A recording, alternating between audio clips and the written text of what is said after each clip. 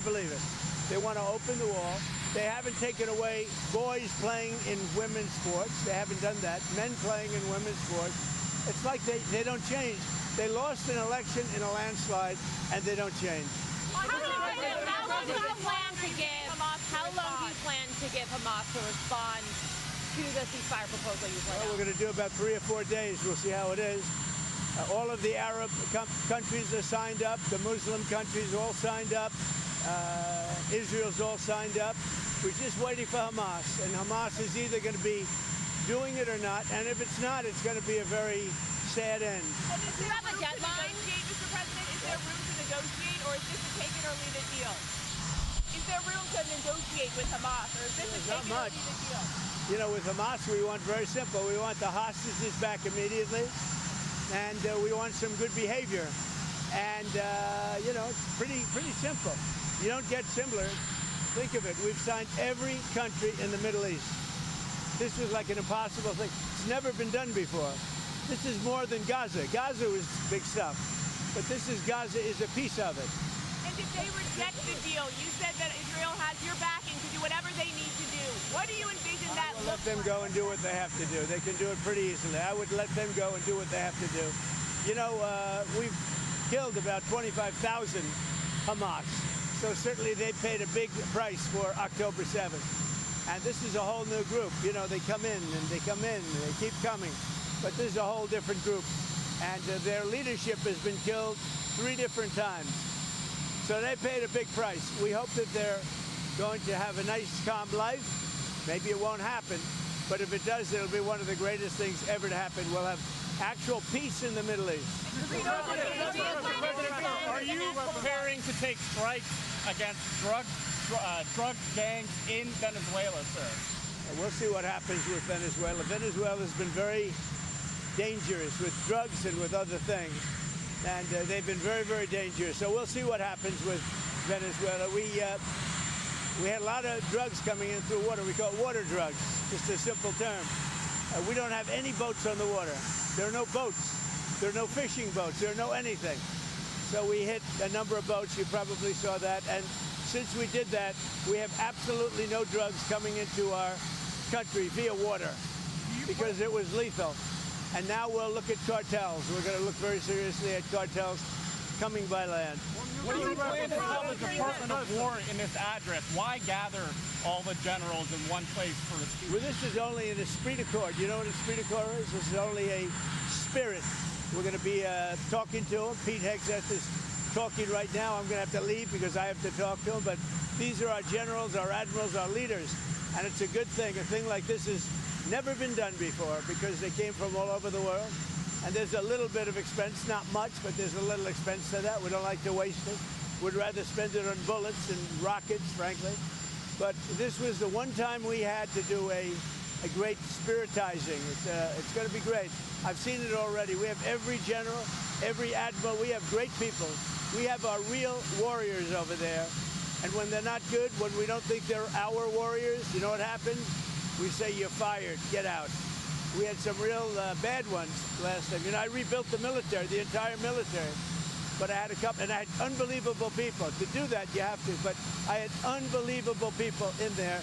But I also had some bad ones at the top, like Milley and Mattis and Jesper. I called him too. Always too late, Jesper. He was horrible. So, but I learned because you know I was just in there, and I put these people in. They were recommended by rhinos and others, and they're not good. What we have now is the best. But even despite that, I rebuilt the military in my first term. We had a great first term. We had the greatest economy ever, and it's being beaten by a lot this time. So I'm going over. I'm going to be meeting. I'm going to be meeting with generals and with admirals and with leaders. And if I don't like somebody, I'm going to fire them right on the spot.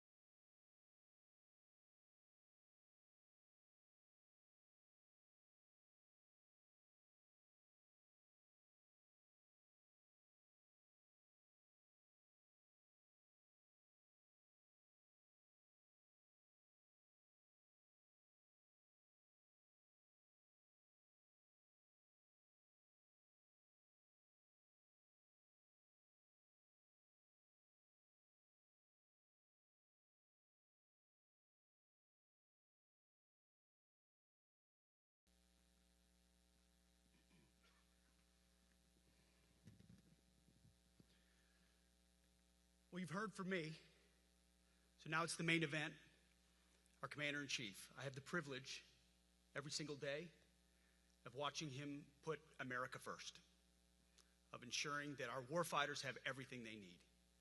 His compass is clear. He's easy to follow because you know he has our back. I was thinking backstage, the man who was the Commander-in-Chief when the War Department was created was George Washington. The man who was president when the War Department was reestablished is President Trump.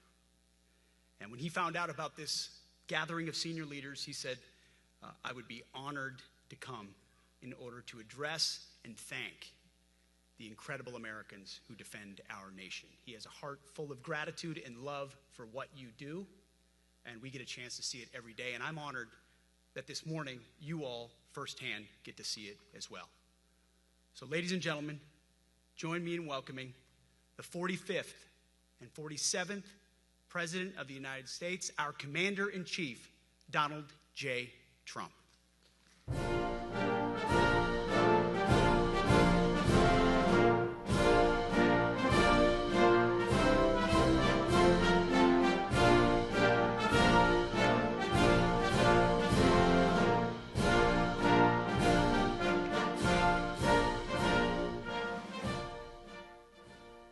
Thank you very much, Pete. Great job you're doing, too. Fantastic job. I've never walked into a room so silent before. This is very... Oh, don't laugh. You're not allowed to do that. You know what? Just have a good time. And if you want to applaud, you applaud. And if you want to do anything you want, you can do anything you want. And if you don't like what I'm saying, you can leave the room. Of course, there goes your rank. There goes your future. But you just feel nice and loose, okay? Because we're all on the same team. And I was told that, sir, you won't hear a murmur in the room. I said, we got to loosen these guys up a little bit. So you just have a good time. But I want to thank Secretary Hegseth and General Kane, General Raisin Kane for a reason, they call him that. When I heard his name, I said, you're the guy I'm looking for. The Joint Chiefs of Staff and so many others in this room who together represent the greatest and most elite fighting force in the history of the world, the United States military. We're very proud of our military. I rebuilt the military during my first term. It's one of the greatest achievements. We had the greatest economy in history, and I built the military. Those are the two things I say more than anything else. And I also kept us safe at the borders. We had very good borders. We didn't have people coming in from jails and prisons and everything like took place over the last 4 years. They'll never forget what happened to this country over the last 4 years with the incompetence. There could be no higher honor than to serve as your Commander-in-Chief. It is a great honor. I look at you, you're just incredible people. Central casting, I might add. To each and every one of you, I thank you for your unwavering devotion to the armed forces and to the country that we've all sworn a sacred oath to defend. We all have that oath, every one of us. I'm thrilled to be here this morning to address the senior leadership of what is once again known around the world as the Department of War. I know Pete spoke about it. He gave a great speech, I thought. Great speech. I don't want him to get so good. I hate that. You know? No, I hate it. I almost fired him. I said, you can't. I don't want to go on after that.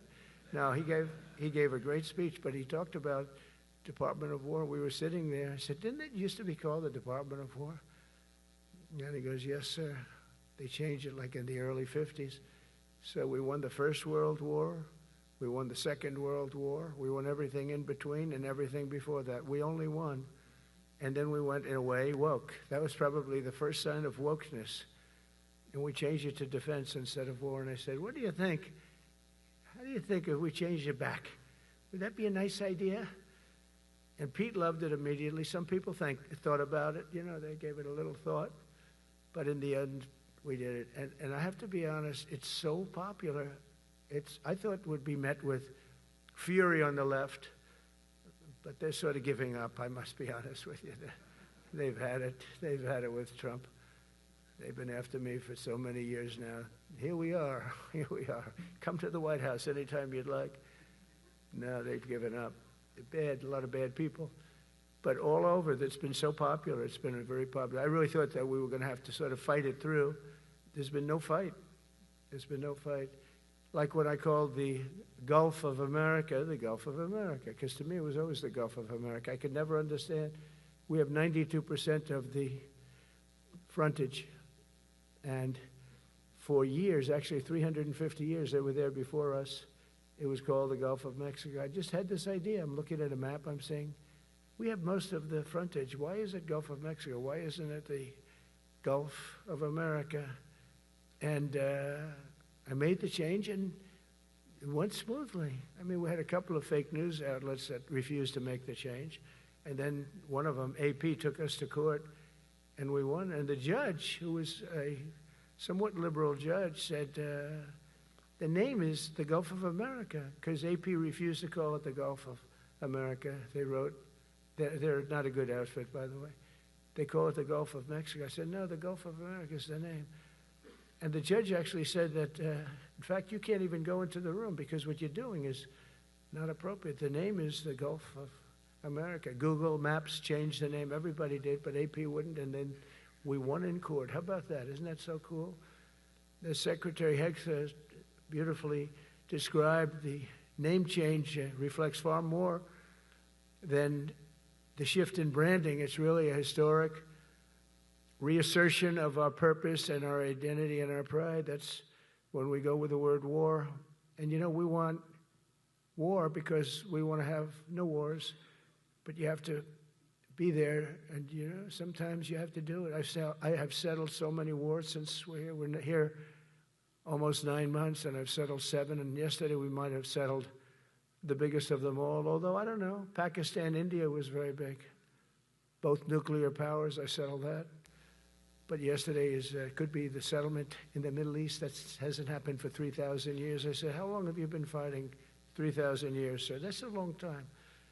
But we got it, I think, settled. We'll see. Hamas has to agree. And if they don't, it's going to be very tough on them, but it is what it is. But all of the Arab nations, Muslim nations have agreed. Israel has agreed. It's an amazing thing. It just came together. War is very strange, you know. You never know what's going to happen with war. The easiest one of them all is Putin. I said, number one, it's a war that would have never happened if I were president, if the election weren't rigged. If I were president, that war would have never happened. Not even a little chance. And it didn't happen for 4 years. But I knew Putin very well, and I thought that would be easy because I know him so well. Well, that one turned out to be the hardest of them all. We had some that were not settleable, and they all got settled. So if this works out, that we did yesterday with the Middle East, then that's more than a war. That's lots of wars. That's all combined. That's a lot of wars. Many of you were over there in many different capacities in many different countries. That's a big part of the earth. But if that works out, it would be 8+. I could give myself 2 or 3 for that one. And then we just have the one to settle, and we have to settle it up with President Putin and Zelensky. Got to get them together and get it done. But the only way we can do that is through strength. I mean, if we were weak, they wouldn't even take my phone call. But we have extreme strength. We had the horror show in Afghanistan, which is really the reason I think that Putin went in. He saw that horror show by Biden and his team of incompetent people. And that showed, I think it gave him a path in. I wasn't there any longer. I watched that, and it was so horrible. I think it was the most embarrassing day in the history of our country. And now we're back. And that's it. We're not going to have any of that crap happen, I can tell you. That was terrible, so terrible. Together we're reawakening the warrior spirit, and this is a spirit that won and built this nation, and from the cavalry that tamed the Great Plains to the ferocious, unyielding power of Patton Bradley and the great General Douglas MacArthur. These are all great men. In this effort, we're a team, and so my message to you is very simple. I am with you, I support you, and as president, I have your backs 100%. You'll never see me even waver a little bit. It's the way it is. And that includes our great police officers and firemen and all of these people that are doing so well. Together over the next few years, we're going to make our military stronger, tougher, faster, fiercer, and more powerful than it has ever been before. I rebuilt our nuclear, as you probably know, but we'll upgrade that also and just hope we never have to use it. We have to hope we never have to use it, because the power of that is so incredible. I see things, I don't think they'd show it to you. I really wouldn't want them to show it to you. But when you see the result of what's left, you never want to use that. Never, never, ever. We were a little bit threatened by Russia recently, and I sent a submarine, nuclear submarine, the most lethal weapon ever made. Number one, you can't detect it. There's no way. We're 25 years ahead of Russia and China in submarines. Russia's actually second in submarines. China's third, but they're coming up. They're coming up. They're way lower in nuclear too, but in 5 years they'll be equal. They're coming up. And you don't have to be that good with nuclear. You could have 1/20th what you have now and still do the damage that would be, that'd be so horrendous. But I announced that, based on his mention of nuclear, and it was really a stupid person that works for him mentioned the word nuclear, I moved a submarine or two, I won't say about the two, over to the coast of Russia, just to be careful, because we can't let people throw around that word. I call it the N-word. There are two N-words, and you can't use either of them. You can't use either of them. And frankly, if it does get to use, we have more than anybody else. We have better, we have newer, but it's something we don't ever want to even have to think about. But when somebody mentions it, that submarine started immediately thereafter. And it's just lurking, but I'm sure we're not going to have to use it. But it's an amazing, it's undetectable, totally. Ours is, theirs isn't. Theirs are totally detectable. We can detect them easily. We go right to the spot. But we have genius apparatus that doesn't allow detection. It doesn't allow detection at all by anybody above water or below water. It's incredible. We're way ahead of everybody in that and other things. As a result of the exciting renewal of the spirit of our armed forces, and that's what it is. It's really reaching that spirit, unprecedented heights. Over the past 8 months, new enlistments, I'm so proud of this, have surged to record highs, the highest we've ever had. And we used to have recruiting shortages. If you remember, about a year and a half ago, I was at the beginning stage of a campaign, and things came out that you couldn't get people to join the armed forces. And by the way, the police also. Fire department. I always put the fire department in because they're great. They're great. And I got 95% of their vote, too. That helps. When you get 95% of their vote, you always have to mention them. But they're great. And they're brave in our inner cities, which we're going to be talking about, because it's a big part of war now. It's a big part of war. But the firemen go up in ladders, and you have people shooting at them while they're up in ladders. I don't even know if anybody heard that. And I said, don't talk about it much, but I think you have to. Our firemen are incredible. They're up in one of these ladders that goes way up to the sky, rescuing people, and you have animals shooting at them, shooting bullets at firemen that are way up in death territory. You fall off that ladder, it's over. It's over. They don't even have to inspect you when you hit the ground. And you have people shooting bullets at them in some of these inner cities. We're not going to let that happen. So I always mention the firemen because that's actually a big problem we have. They are unbelievable. Like you, they're unbelievable people. For the first time on record in 2025, the Navy, Air Force, and Space Force all met or surpassed their recruiting goals 3 months early. That never happened before. And the Army did even better. Congratulations, Army. They met everything. And these were the highest standards because we're making it larger. So these were much higher standards than you had 4 years ago, 3 years ago, during the sleepy Joe Biden era. And The Army did it 4 months early. And you remember, a year and a half ago, they said the big stories that we're way behind with the Army, Air Force, the Navy, the Marines. We're way behind, Coast Guard. And even Space Force. I love Space Force because that was my creation. You know, when you create something, I love it. And the people we put in there were good. I got that right. We put in great people initially, and we've really dominated. We really dominate in that sphere now. We're way behind China and Russia, and now we dominate. Space Force turned out to be a very important thing. I said from the beginning, you know, when Biden came into office, he wanted to terminate it. He said, and this thing called Space Force, so we could get rid of that. And he got hammered by the people in this room for even suggesting it, because it's very important, one of the most important. And as time goes by, it'll get more and more important. But we're now at 106% of our recruiting targets for the year, and that's the best in far more than a generation.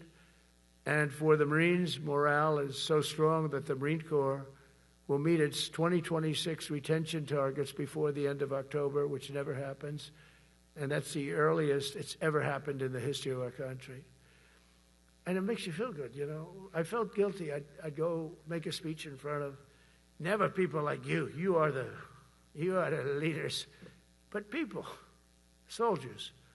And I felt embarrassed because there'd be stories about, you know, we couldn't fill up our Army, Navy, Air Force. We couldn't fill them up. And it was headlines.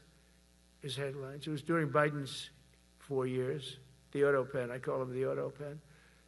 It's, how would you like to have your thing signed by an auto pen? You know, when I have a general and I have to sign for a general because we have beautiful paper, the gorgeous paper, I said throw a little more gold on it. They deserve it. I want the A paper, not the D paper.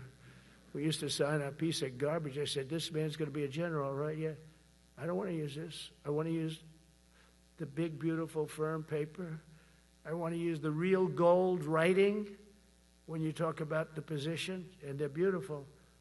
And, but how would you like to have that where some kid sitting in the back office is having it signed with an auto pen? I thought about it, and I thought about you people first, admirals, generals. I said, somebody works his whole life. He gets into maybe the academies or wherever, but however you got there, and you go through years of work, and now you become an admiral or a general or whatever. And when you do, the President of the United States signs your commission, as you know, and that commission is beautifully displayed. And I sign it. Actually, I love my signature. I really do. Everyone loves my signature.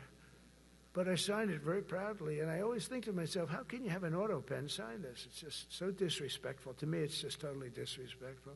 And it turned out that almost everything he did was signed by auto pen, except for when he gave his son, Hunter, pardon. He signed that one. And that's actually the worst signature I've ever seen. That was the bad. The auto pen looks much better. But as leaders, our commitment to every patriot who put on the uniform is to ensure that American military remains the most lethal and dominant on the planet, not merely for a few years, but for the decades and generations to come, for centuries. We must be so strong that no nation will dare challenge us, so powerful that no enemy will dare threaten us, and so capable that no adversary can even think about beating us. And we've had it recently. I had India and Pakistan were going at it, and I called them both. And in this case, I used trade. I'm not going to trade with you. Used to two nuclear nations, big nuclear. And no, you cannot do that. I said, yes, I can. You go into this freaking war that I'm hearing about. You know, actually, they just shot down 7 planes. 7 planes. It was starting. There was a lot of bad blood. And I said, you do this, there's not going to be any trade. And I stopped the war.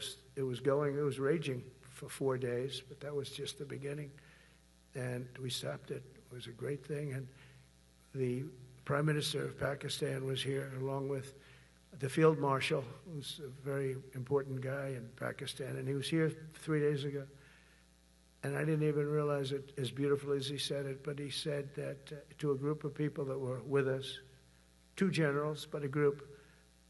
He said, this man saved millions of lives because he saved the war from going on, and that war was going to get very bad, very, very bad. President Trump saved millions and millions of lives. That was a bad war. And I was very honored. I loved the way he said it. Susie Wiles was there. She said that was the most beautiful thing. But we saved a lot of them. Saved a lot of them. Even in Africa, we saved the Congo with Rwanda. They've been fighting for 31 years, 10 million people dead. I got that one done. And very proud of it. So if this works out, we'll have 8 in 8 months. That's pretty good. Nobody's ever done that. Will you get the Nobel Prize? Absolutely not. They'll give it to some guy that didn't do a damn thing. They'll give it to a guy that wrote a book about the mind of Donald Trump and what it took to solve the wars. And he'll get the Nobel Prize will go to a writer. No, but well, let's see what happens. But it's be a big insult to our country. I will tell you that. I don't want it. I want the country to get it. It should get it because there's never been anything like it. Think of it. So if this happens, I think it will. I don't say that lightly because I know more about deals than anybody. This is what my whole life was based on. And they can change, and this can certainly change. But we have just about everybody. We have one signature that we need, and that signature will pay in hell if they don't sign. I hope they sign for their own good and we create something really great. But to have done 8 of them is just like such an honor. And then we have Putin and Zelensky. The easiest one of them all. I said, that one I'll get done. I thought that was going to be first. The others were much harder, some of them. Azerbaijan this was going on for 36 years. They said, it's not solvable, sir. You don't do it. I said, I will do it. I will do it. And I got on the phone with the 2 countries. They were great. They were great. I knew immediately. I knew as soon as I started talking to them, we're going to solve that war. We did. Now they're so happy. Now they're friends. One said he's been president for 32 years, 22 years. He said, for 22 years, I did nothing but kill his people. They were in the room together at the Oval Office. And they started off spread like this. I have the beautiful Resolute desk. And one was here, and one was here. You couldn't get further away. That's the furthest I've ever seen 2 people in front of me. And as the hour went by, they got closer, closer, closer. And at the end of the hour, we had it done. And they hugged and hugged and hugged. And I said, that's so nice, and you're going to remain friends. And I spoke to them, one of them the other day. He said, no, he's now my friend. But for 22 years, he's been the head of Azerbaijan for 22 years. And the other guy, great guy too, 7. And you know that war, that was a war that was not solvable. He said for 7 years. The other one said for 22 years. All I did was kill his people. That's all I've done. I said, well, we're going to put a stop to that. So we solved that. So it's a great thing. It's a great feeling. You're saving Kosovo and Serbia. You're saving so many lives doing this if you can do it. But our people deserve nothing less than the very best, and we're never going to let them down. And if we can solve wars instead of you having to fight wars, wouldn't that be wonderful, right? Wouldn't that be wonderful? That's why one of the first executive orders I signed upon taking office was to restore the principle of merit. That's the most important word, other than the word tariff. I love tariffs. Most beautiful word. But I'm not allowed to say that anymore. I said tariff is my favorite word. I love the word tariff. We're becoming rich as hell. We have a big case in front of the Supreme Court, but I can't imagine. Because this is what other nations have done to us. And we have, great legal grounds. But you still have a case. It would be very bad if something happened. But I said, my favorite word in the English dictionary is the word tariff. And people thought that was strange. And the fake news came over and they really hit me hard on it. They said, what about love? What about religion? What about God? What about wife, family? I got killed when I said tariff is my favorite word. So I changed it. It's now my 5th favorite word. And I'm okay with that. I'm okay with that. But they hit me hard. But it is. When you look at, we've taken in trillions of dollars. We're rich again. And there'll never be when we finish this out, there'll never be any wealth like what we have. Other countries were taking advantage of us for years and years. You know that better than anybody. And now we're treating them fairly. But the money coming in is, we've never seen anything like it. The other day they had $31 billion that they found, $31 billion. So we found $31 billion and we're not sure from where it came. A gentleman came in, a financial guy. I said, well, what does that mean? He said, we don't know where it came. I said, check the tariff shelf. No, sir, the tariffs haven't started in that sector yet. I said, yes, they have. They started 7 weeks ago. Check it. Comes back 20 minutes later. Sir, you're right.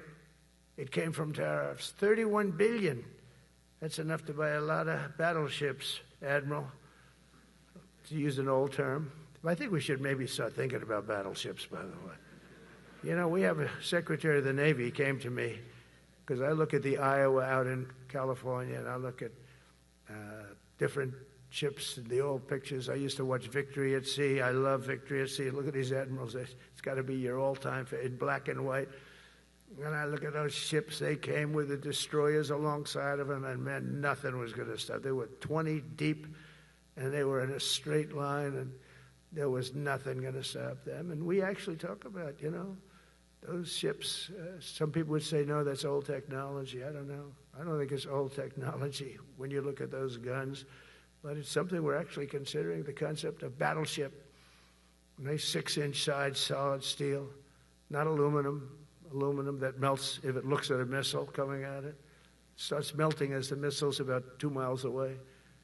Now, those ships, they don't make them that way anymore. But you look at it, and your secretary likes it, and I'm sort of open to it. And bullets are a lot less expensive than missiles. A lot of reasons. I should take a vote, but I'm afraid to take that vote because I may get voted out on that one. But I tell you, it's something we're seriously considering. There were powers. There were big powers.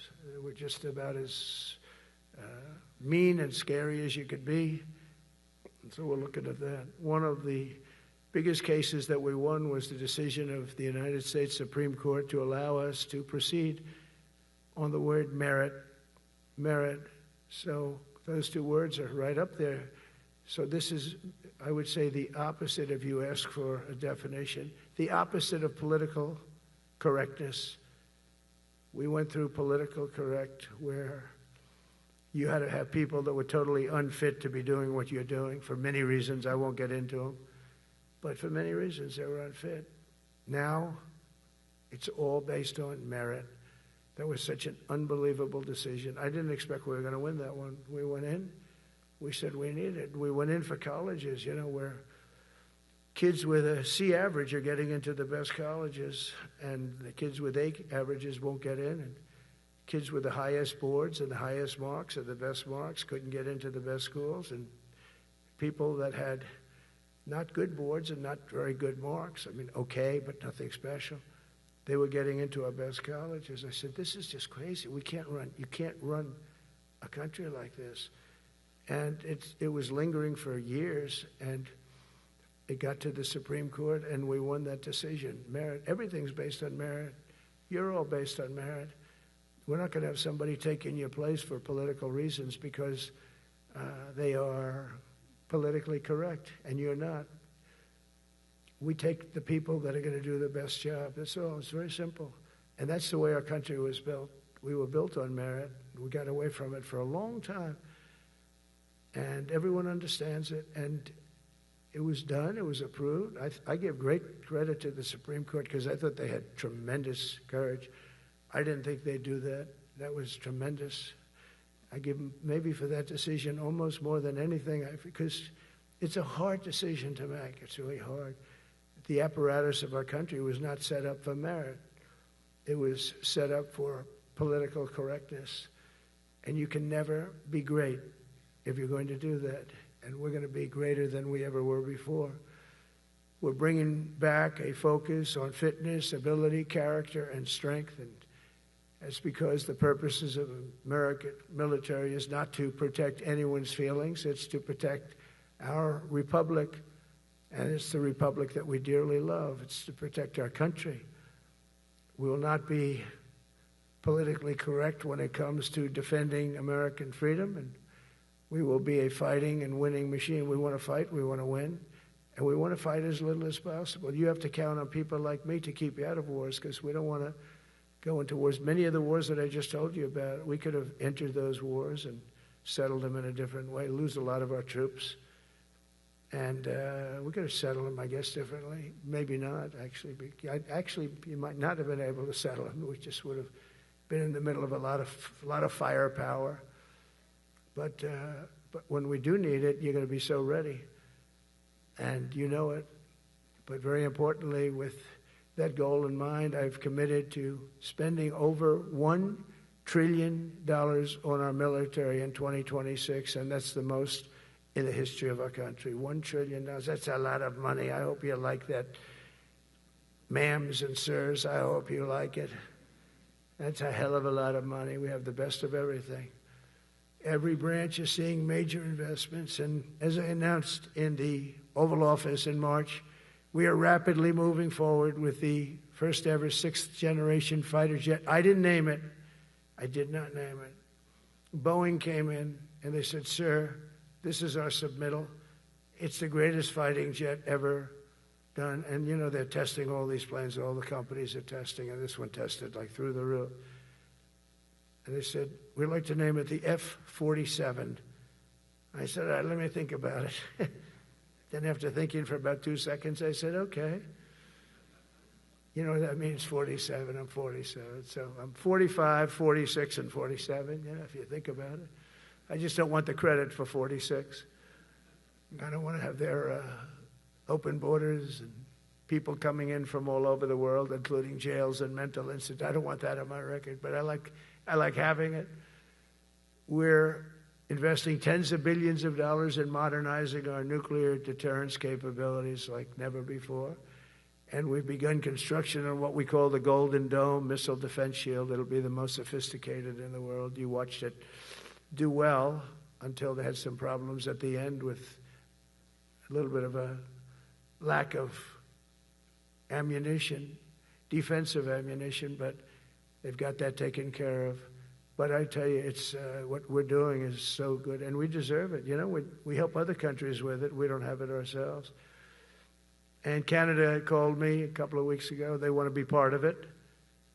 To which I said, "Well, why don't you just join our country? You become 51, become the 51st state, and you get it for free." So I don't know if that made a big impact, but it does make a lot of sense. It actually makes, because they're having a hard time up there in Canada now, because as you know, with tariffs, everyone's coming into our country. We have more investment than we've ever had before, $17 trillion coming in. As an example, in 4 years, Biden didn't have $1 trillion. We have $17 trillion more than that in 8 months coming in.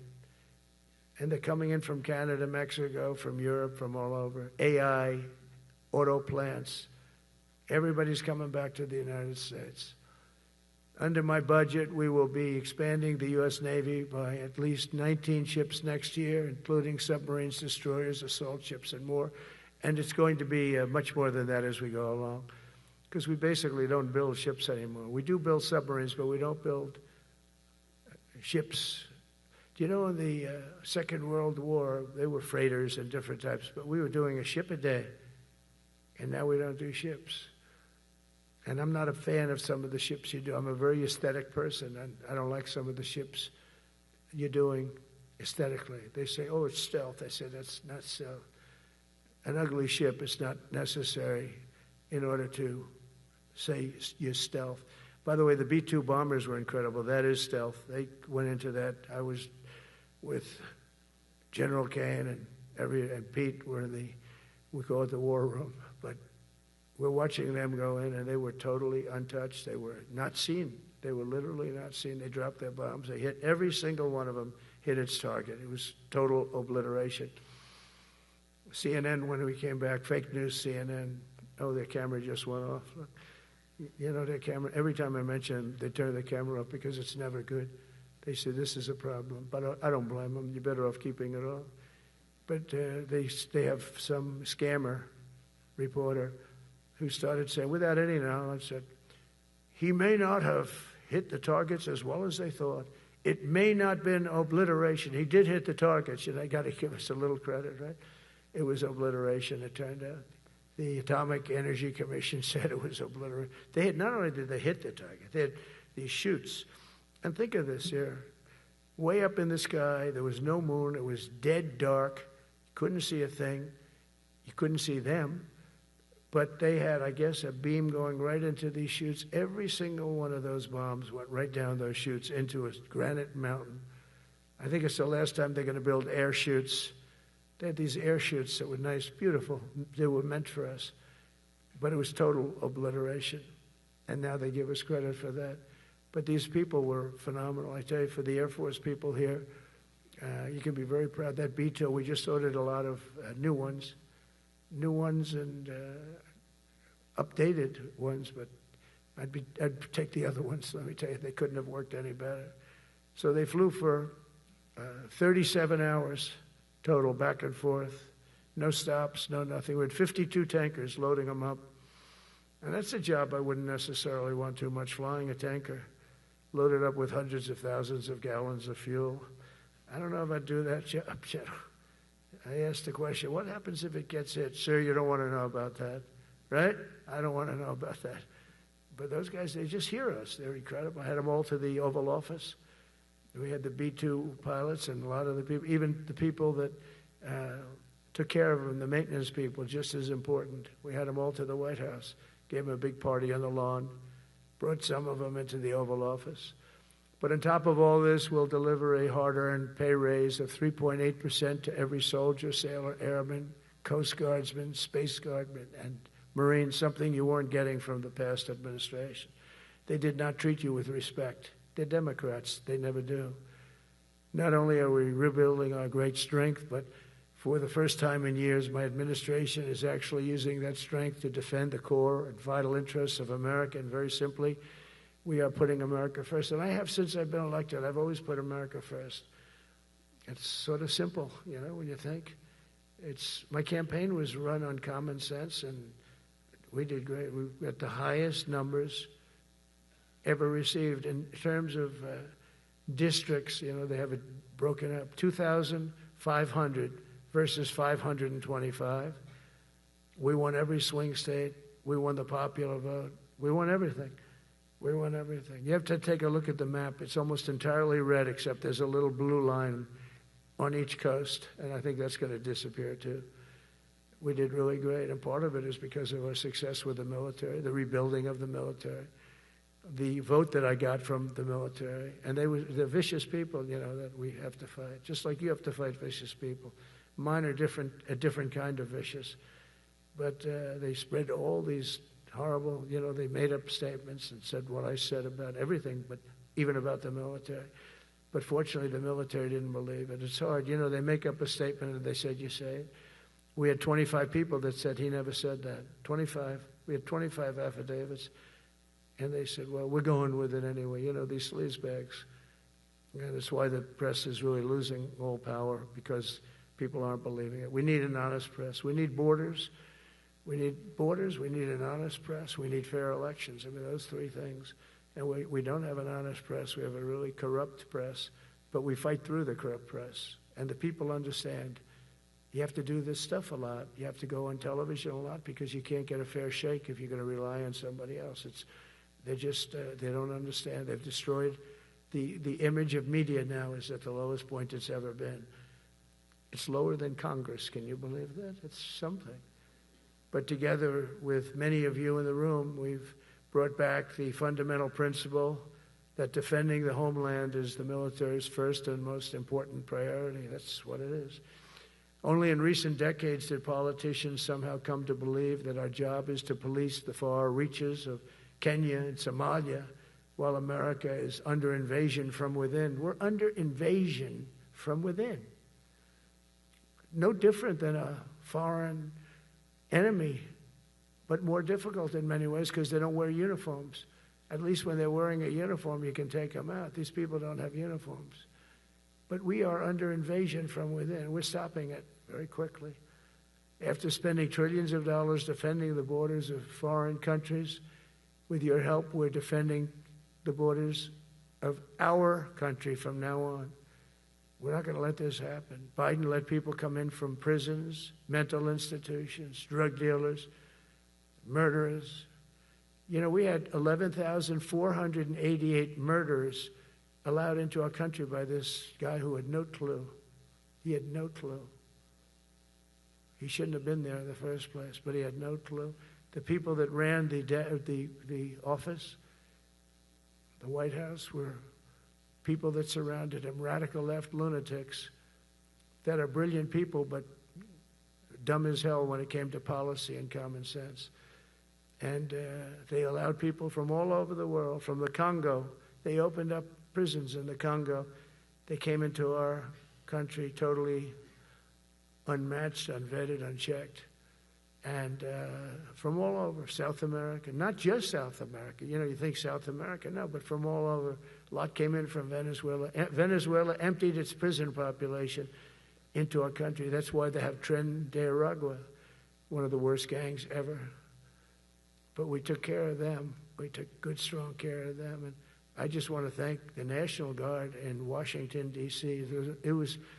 It's embarrassing to say this. Now I can say it because we solved it. But Washington, D.C. was the most unsafe, most dangerous city in the United States of America. And to a large extent, beyond. And beyond that.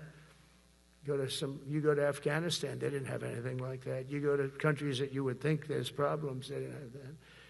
And now Washington, D.C., after 12 days of serious, serious intensity, we took out 1,700 career criminals.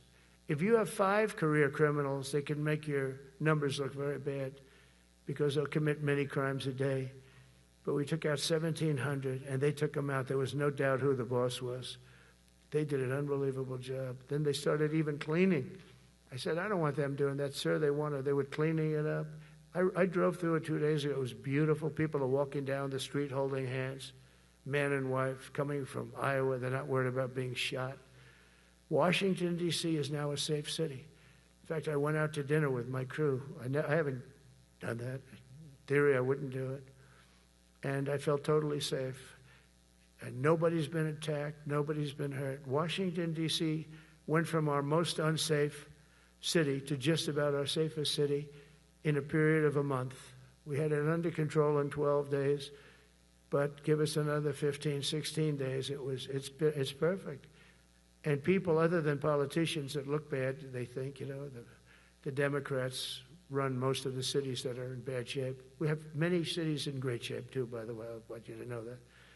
But it seems that the ones that are run by the radical left Democrats, what they've done to San Francisco, Chicago, New York, Los Angeles, they're very unsafe places. And we're going to straighten them out one by one. And this is going to be a major part for some of the people in this room. That's a war, too. It's a war from within. Controlling the physical territory of our border is essential to national security. We can't let these people in. We had no people enter in the last 4 months. 0. Even I can't believe that. We had millions coming in, pouring in. 25 million all told. And of those 25 million, many of them should never be in our country. They would take their worst people and their people from prisons and jail, and they'd put them in a caravan, and they'd walk up. CNN was interviewing one person. Oh, why are you coming? I want freedom. Good. Were you in jail? Yes. For what? Murder. He said, you had to see this anchor, a young woman. She's like, I couldn't believe. She'll probably lose her job. But because the left doesn't want to hear that. But we're running it based on common sense and based on love of our country.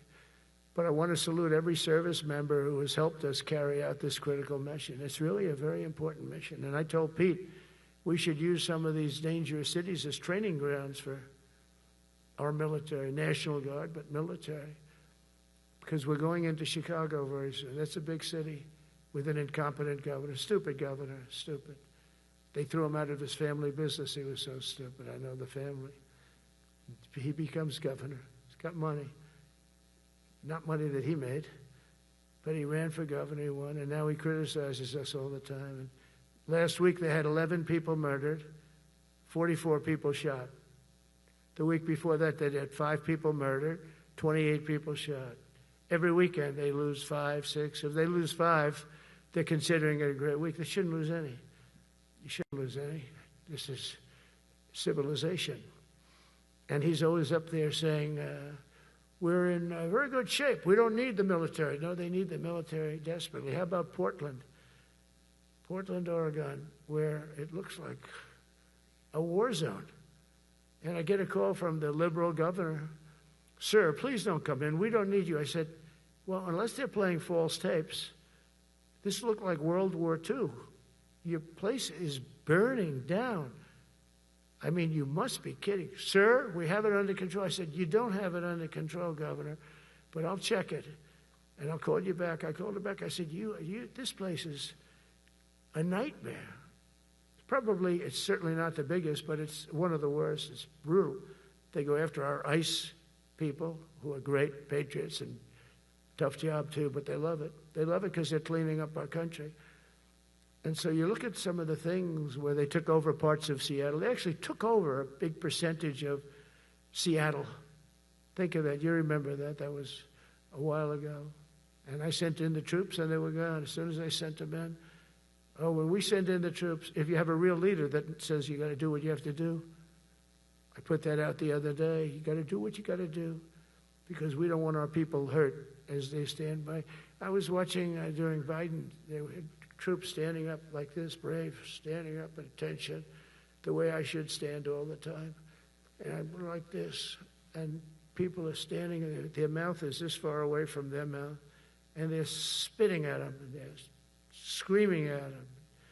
And that soldier standing there, he wants to knock the hell out of the person, but he's not allowed to do anything. So they just stand there, and they get abused, and a woman was this far away from his face, and she starts spitting in his face, and he's not allowed to do anything. If it's okay with you, generals and admirals, I've taken that off. I say, they spit, we hit. Is that okay? I think so. They spit, it's a new thing. They spit, we hit. How about the cars where the cars are coming out? They get brand new cars, Border Patrol, ICE, beautiful, nice new cars. And they're driving along, and they have to go through a gauntlet of rocks being thrown at the car. So here's this beautiful brand new car. By the time it goes 100 yards, it's destroyed. These guys have pretty good arms, some of them. And they're throwing bricks at full force into the window and into the car. It looks like it's a war zone. And I said, never let that happen again. From now on, if that ever happens, and I say it here, you get out of that car and you can do whatever the hell you want to do. Because those people are you can die from that. Those bricks go through the windows. You can die. They'd like it to. They'd like it to go through the window. But this was a couple of months ago. They just kept driving, and bricks are hitting the car. And I said, why aren't they stopping? Because they were under orders from the past administration, never stop. But that's different with us. We stop. And since I gave that order, we haven't had that problem. It's very interesting. It's amazing. It's just like in Venezuela. You've seen the boats going. We can't find any more boats. They're carrying drugs, massive. Every boat kills about 25,000 people. That's what they have. They had fentanyl mostly and a lot of other drugs. And we take them out, and we've taken out 4. And it's on air. Everybody gets to see it. Not that we like to do that, but every boat kills 25,000 on average. 20. Some people say more. You see these boats, they're stacked up with bags of white powder. That's mostly fentanyl and other drugs too. And now we have a problem. General Kane says, sir, there are no boats out there. Not even fishing boats. They don't want to go fishing. I don't blame them. There'll be no fishing today. But it's amazing what strength will do, because all we want to do is stop drugs from flowing into our country. It's destroying. We lost 300,000 people died last year. Everybody knows friends, many friends probably, that you lost a child, or adults too, but you lost a son or daughter because of what's coming into our border. And we're making it very hard. Oh, and we haven't even started yet. Last month I signed an executive order to provide training for quick reaction force that can help quell civil disturbances. This is going to be a big thing for the people in this room because it's the enemy from within, and we have to handle it before it gets out of control. It won't get out of control. Once you're involved at all, they all joke. They say, oh, this is not good. You saw it in Washington. We had gangs of Trenday Arag with 10, 12, 15 kids, and these military guys walk up to them, and they treat them with disrespect, and they just got pounded. They just got pounded. The gang just pounded, then thrown into paddy wagons and taken back to their country. Some are so dangerous we don't want to even do that because we don't want to. Some of stone cold murderers, we don't have the confidence. Even though they're not coming back very easily, we don't have the confidence. We put them in jails. But these service members are following in a great and storied military tradition, from protecting frontier communities to chasing outlaws and bandits in the Wild West. And our history is filled with military heroes who took on all enemies, foreign and domestic. You know that phrase very well. That's what the oath says, foreign and domestic. Well, we also have domestic. George Washington, Abraham Lincoln, Grover Cleveland, George Bush, and others all used the armed forces to keep domestic order and peace. Many of our leaders used the military to keep peace. Now they like to say, oh, you're not allowed to use the military. And you know what the people say? The people in those cities where they're being raped and shot and beat up, you know what they say? We love the military. You ever see where they interview the people on the street? I've never seen somebody say they don't, unless they're radical and paid off, because a lot of these insurrectionists are paid by, whether it's Soros or other people, but they're paid by the radical left. So today I want to thank every service member from general to private who has bravely helped us secure the nation's capital and make America safe for the American people. It's amazing. The whole world is watching. Everybody in the White House, they come up to me, young women, sir, thank you. I know immediately what they're thanking. They don't have to say it. They walk to work now to the White House. We haven't had a crime in Washington in so long because we got the careers. We call them the careers.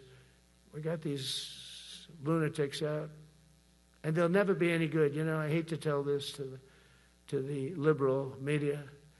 You could spend time with them. You could do whatever you want. You could send them to the finer schools, which they couldn't get into anyway, mentally. They couldn't get in, but no matter what you do, they'll never be good. They're bad. They're career criminals. I don't know, maybe they were born that way. Some people don't like me to say that, but maybe they were. Certainly some were.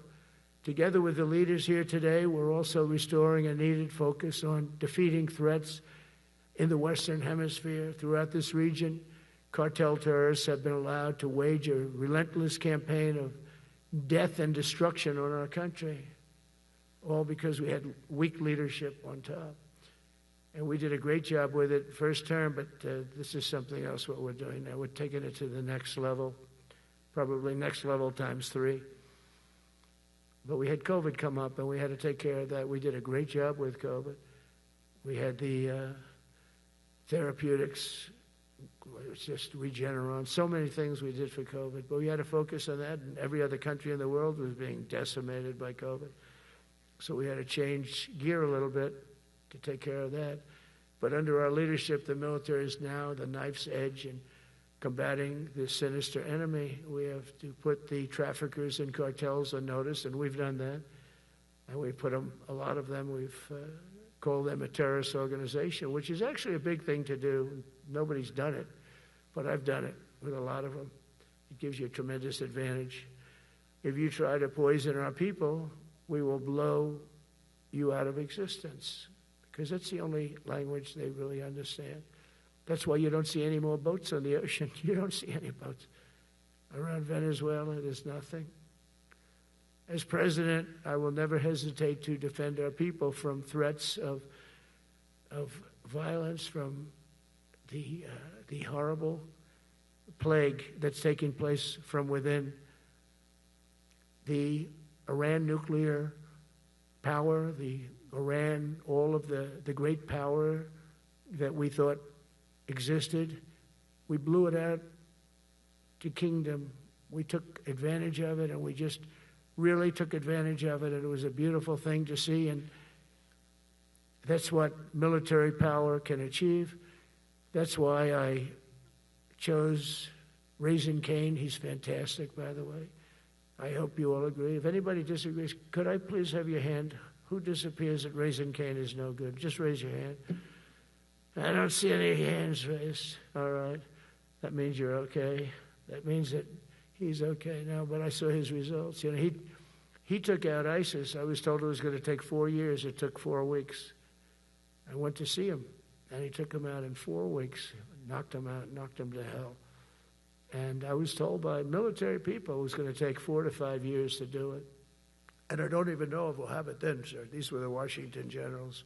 I call them the television generals. But Raising Cane did it in 4 weeks, took out 100% of the ISIS caliphate. As a result of these actions and many others since my inauguration, we're witnessing the triumphant return of peace through strength. We have great peace through strength. America is respected again as a country. We were not respected with Biden. They looked at him falling downstairs every day. Every day the guy's falling downstairs. He said, it's not our president. We can't have it. I'm very careful, you know, when I walk downstairs, like I'm on stairs, like these stairs, I walk very slowly. Nobody has to set a record. Just try not to fall, because it doesn't work out well. A few of our presidents have fallen, and it became a part of their legacy. We don't want that. You walk nice and easy. You don't have to set any record. Be cool. Be cool when you walk down, but don't bop down the stairs. So one thing with Obama, I had zero respect for him as a president, but he would bop down those stairs. I've never said, da-da-da-da-da-da, bop, bop, bop. He'd go down the stairs, wouldn't hold on. I said, it's great. I don't want to do it. I guess I could do it. But eventually, bad things are going to happen, and it only takes once. But he did a lousy job as president. A year ago, we were a dead country. We were dead. This country was going to hell. We were dead in every way, from immigration to military. We didn't have the weapons. We were given everything to Ukraine. We had nothing. And by the way, I have to tell you, now, as you know, I went over and I met with NATO, and NATO raised from 2 to 5, which everyone said 5% of GDP. Millions and now trillions of dollars are pouring in. They didn't pay the 2% because they know we were there to pay it. And now they paid the 5%. That's trillions of dollars. And we're not spending any money on that war, not 10 cents. We sell our equipment to NATO. NATO pays us for the equipment, and they give it to Ukraine or whoever they give it to. But they can keep it, but we're not involved. We have no money going out. Biden gave $350 billion. Not sustainable. $350 billion. And we have a war that should have never started. But we're not doing that anymore. So I just want you to know we're selling equipment. Our people are buying equipment. They are buying the equipment at full price, a fair price. So I don't want to say we're making money, because I don't want to be making money on a war. It's too many people dying. They're losing 7,000 soldiers a week. A lot of them are Russian soldiers, but between the two countries, mostly soldiers, by the way. Sometimes, you know, in Kiev, they'll lob a missile in, or some drones in, kill some people. But mostly it's soldiers. Russia and Ukraine are losing 7,000 souls. And, you know, they're not American. They're not us. They're not you. We have a special obligation. But they're soldiers. They're young people. They leave their parents. They wave goodbye. And then 2 days later, they're blown up so unnecessarily. And so that's the primary reason I want to get it done. We got to get it done. It's crazy what's going on. That's the worst war that there's been since World War II. The number of soldiers that are being killed there is just crazy. From 5,000 to 7,000 soldiers die a week. Think of that. So I think we'll get that done. But that's turned out to be the toughest one. I'm so disappointed in President Putin. I thought he would get this thing over with. He should have had that war done in a week. And I said to him, you know, you don't look good. You're 4 years fighting a war that should have taken a week. Are you a paper tiger? And it's a shame, but I think eventually we'll get that one done, just like we in theory. I want to knock on wood because you never know. It's like we're going to have the Middle East done, which is actually a much harder thing to do. I mean, thousands of years. But we have to get that war done. So now just think of it, we're a dead country. I was with the King of Saudi Arabia, a great guy. I was with the Emir of Qatar. I was with the great leadership of UAE. I was over there. We brought back $2 trillion and more.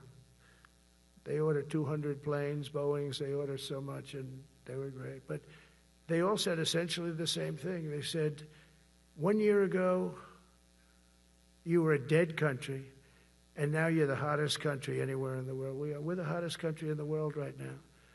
The absolute hottest country in the world. There's nobody even close. Putin said that to me. We met in Alaska, had a good meeting. Then he went back and started sending drones into Kiev. I said, I thought we had a good meeting. But it's one of those things. But we were a dead country a year ago, and now we're the hottest country anywhere in the world. Think of that. You can be proud of that. And you must have felt like hell when you have a wife or a husband at home, and you used to read the numbers that we can't get people to join the Army, Navy, Air Force, Marines, Coast Guard. You must have felt like, I have a job that nobody wants. That doesn't feel good. Well, now you have a job that is brimming over with people wanting it. They want it. And you're able to get a much higher quality because now you have your choice. You want so many. And we're going to have many, many people that aren't going to be able to join because of the fact that we don't need them at this moment. But think of it, what a difference that is from, I could just imagine 2 years ago, you're reading front page articles in the New York Times, of course, and Wall Street Journal. They always give us unfair stories. But they played it so big. They were playing it so big. Nobody wants to join the Army, the Marines, the Air Force. They don't want to join. They don't want to join the Coast Guard at all. Nobody wants to join. Nobody wants to join our police forces. Our police forces also. It almost went hand in hand. And I used to say, boy, I'm speaking in front of the military today, and it's embarrassing because I'm speaking in front of people who have a job that other people don't want, but now you have a job that everybody wants. So I think that has to make you feel good. It's one of the reasons I love being here today, because I wanted to say that. I have to say that. Everybody wants to be in the Army, the Navy, the Air Force, the Marines. If you think the Coast Guard and Space Force, our beautiful Space Force, it's a whole different world. And now they're signing up, by the way, seriously big numbers for the police. Dangerous job, isn't it? Huh? Fire department. But that's the paving the way for progress once thought almost impossible. I mean, a year ago, you wouldn't have thought that was possible. A year ago, they were talking about making the military smaller because they can't get the people to join. We're thinking about making it larger because we have so many people. And it's nice to be able to cut people because of merit that aren't really qualified for any reason, a physical reason, a mental reason. You don't have to take them anymore because you have the pick of the litter. And they all want to be with you. They all want your job. They want to be with you. They want to work with you. They'll even take your job, Got to be a little bit sharp. You got to watch it. But everybody wants to be doing what you're doing now. What a difference. When I speak to you, and I can say that as opposed to a couple of years ago when I was talking to rooms where they were desperate to get people and they couldn't get them. What a difference a presidential election can make. That's all it is. It's just a presidential election. Yesterday at the White House, we put forward a plan for peace in Gaza. We announced it, and we're going to create something that was my idea, but unfortunately I got drafted. It's going to be called the Board of Peace, and it's going to reign over that territory, and we're going to get that done. And they asked if I'd be the chairman of the Board of Peace. I wasn't counting on that. I had the idea for the Board of Peace. But I said yes, and I guess because of that, every leader, everybody wants to be on the Board of Peace. And we're going to watch over that very volatile part of the world and keep it non-volatile so you don't have to get involved. We want to save you for other things or save you for nothing from that standpoint. We don't want you fighting wars, but if you have to, you're the most lethal fighting force in the world. And I would say that even 2-3 years ago, but now I say it with great enthusiasm. It's so true. And we're striving tirelessly to end the terrible war in Ukraine. And as you know, we're also working hard to get the allies to share more of the burden of our defense. Much of that has really already taken place. But all NATO members have committed to the increase that I talked about. Think of that. That was unthinkable. It used to be 1%, then we got it up to 2% in my last term. And they did not like it. And now I got it to 5%. And I get along great with all of them. In fact, they call me the president of NATO. I said, I don't think so. But they're great. They're great people. And they're spending a lot of money. And a lot of money that they should have been spending in the past. But I think Putin was a wake-up call for them, really. We're now selling large quantities of American-made weapons to NATO, and we're getting really fair pricing. We're making a lot of money. It's my hope that from Europe to Asia to the Middle East, our allies will make similar commitments to increase their military capabilities. And this will greatly strengthen our alliances, and also it will make war far less likely. You know, if you're a strong presence like we are such a strong presence now. And I go around bragging about that. I said, we have the strongest military anywhere in the world. I say it. You never heard Biden say that. You never heard him say anything. But you never heard him say, did you ever hear him say, we have the strongest military? He doesn't say that. I say it. We have the strongest military anywhere in the world. We have great leadership. And I'll tell you, Pete and General Kane, all of the people that I've met that have been lifted up in rank. And we got many of them out of here, too. I'll be honest with you. Didn't like doing it, but we got many of you out of here because we weren't satisfied. We know everything about everybody. It'll also help the United States rapidly rebuild our defense industrial base. Each of you can play an important part in getting allies to do their part. So to that end, Secretary Hegseth will soon be announcing major reforms to streamline military acquisitions and expedite foreign military sales. We have tremendous numbers of countries that want to buy our equipment, and, you know, in many cases it takes too long. They have backlogged. We're backlogged on all the equipment, which is something that's new to us a little bit. And I told those companies, you better get your ass going because we're selling you a lot of equipment. We're getting countries to buy your equipment. You got to produce the equipment. Some of the countries, I'm not going to mention, but some of the countries are buying a lot. And that's a good thing. They're on our side 95%. I'll never say 100% because it can always turn, right? You know about that. But they're on our side. The problem is we have to get the companies that make this equipment, and we make the best equipment in the world, but they got to make it faster. We have orders for the F-35. We have orders for everything. The new F-47. We have orders for everything. They got to make it faster, a lot faster. Ammunition they have to make faster. In the coming months, we'll be making even more historic announcements to fully embrace the identity of the Department of War. I love the name. I think it's so great. I think it stops wars. The Department of War is going to stop wars.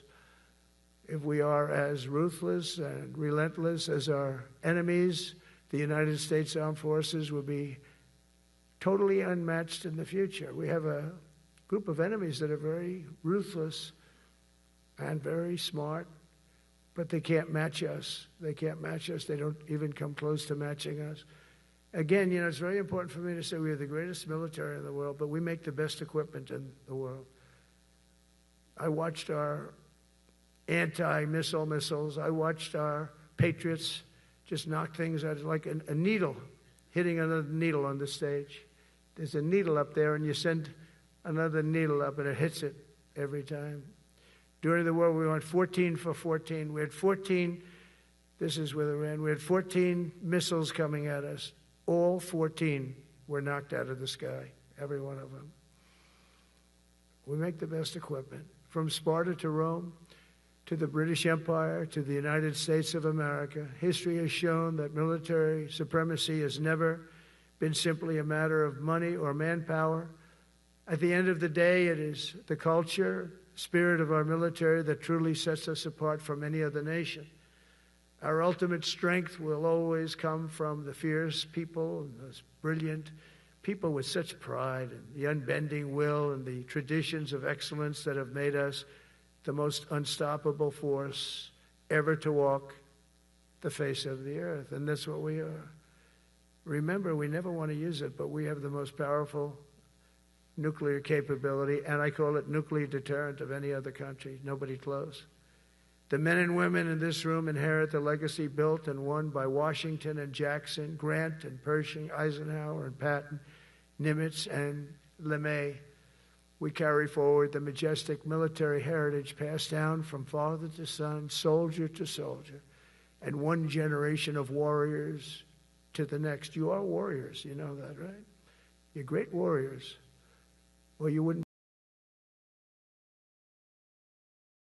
be in this room. You're the best of the best.